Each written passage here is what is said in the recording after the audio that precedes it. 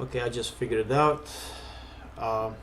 The issue was that I deleted the void start.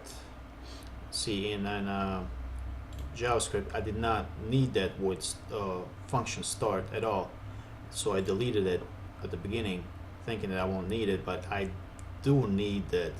We do need that void start. So type in void start parentheses inside the braces.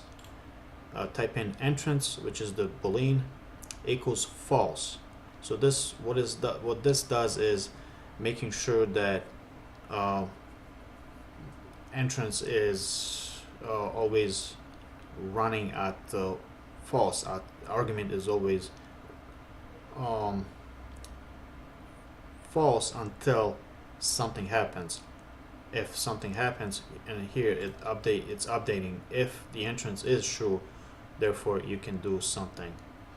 And untrigger enter as well, saying okay, if the object is a player and enter the trigger of the cube, then mark the entrance true, which is this. Mark this true instead of false, and then input the text.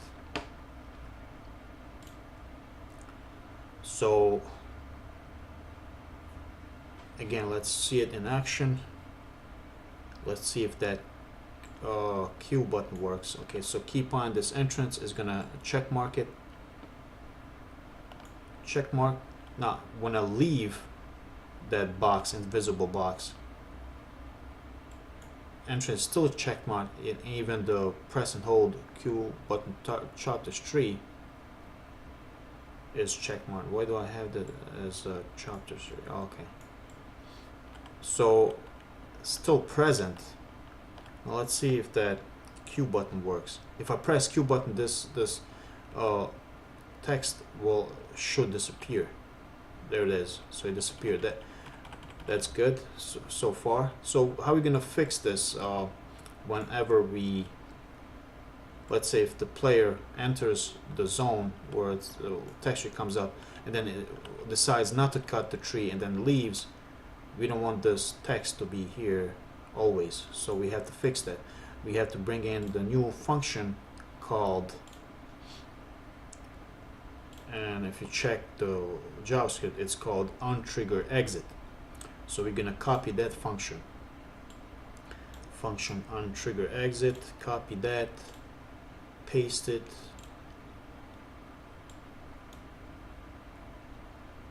come on.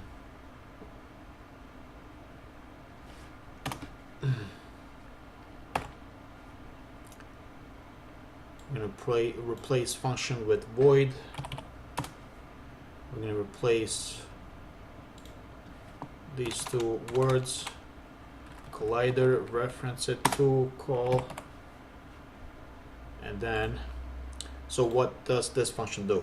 This function does is when we exit that invisible box, and the game object will scan for the tag player, and if the tag player is no longer inside the box, then make sure to mark the entrance to false, back to false again, and replace whatever it's in the string, replace it with nothing. So let's save this, see if it works. If you have any issues, I'm gonna have to fix anything. Okay, go, jump a little bit, go. Alright, so that works, we know, but if you exit, it works. Okay, so that's good. If you keep on this entrance right here, the check mark, that's why I made it public, so I can keep on it. So if it check marks, right, if I leave the box and I check, so this means it's the argument is false, now the argument is true, now the argument is false. So that's good. That's pretty good for that part. Now we have to make the function to cut the tree, because if I hit the Q button, right, the text is going to disappear, but tree will not be cut, even though it says cut time 3 seconds. Within 3 seconds should cut the tree, but nothing happens because we haven't made a function for it to actually cut that tree. So we're gonna have to do that right now. And this is the part where it got a little tricky for me to figure out when I was transforming the JavaScript into the C#. It took me like almost 4 hours to figure out just these two codes right here that you see in JavaScript, to figure them out, how to implement them into the C# and how to make them work. And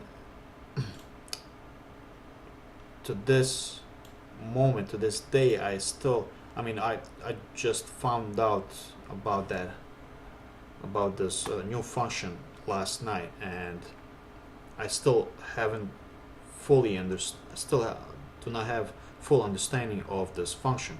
And this function is called capital I, capital E, enumerator, something like that.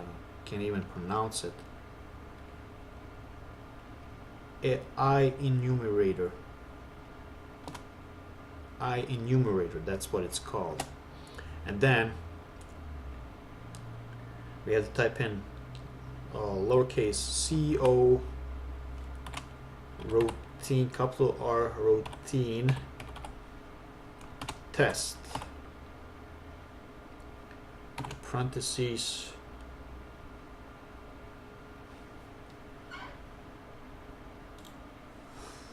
alright, then we're gonna open up the braces.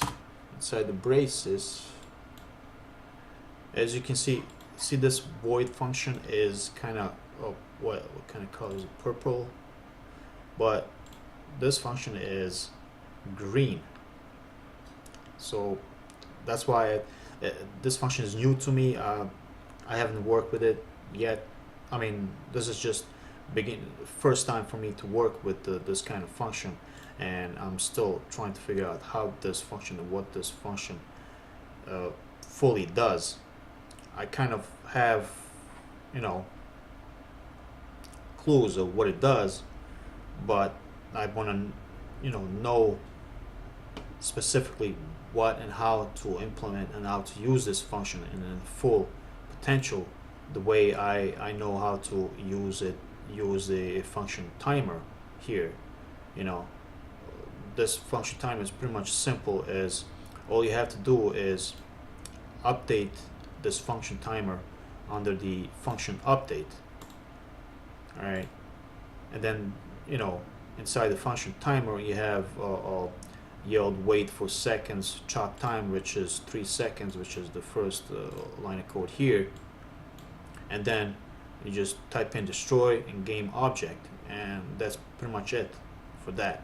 The function update is going to update whatever needs to be done to destroy that object. Where in C# it's quite different. I tried the avoid timer. Compiler had issues, gave me warnings, and I couldn't figure out why is it giving me warnings. And I even tried to update that void timer under void update, and it didn't work. And I'm like, what on earth is going on? So again, as I said, it took me like 4 hours to figure this out. Just those 2 lines of codes to figure them out, how to implement them. Yeah, I know it took a long time. So inside this function, we're gonna have, just like in JavaScript, yield space return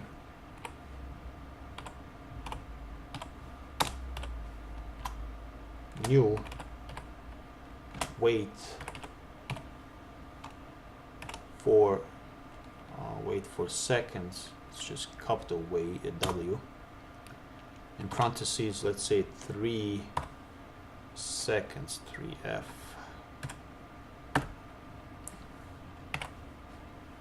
Save it.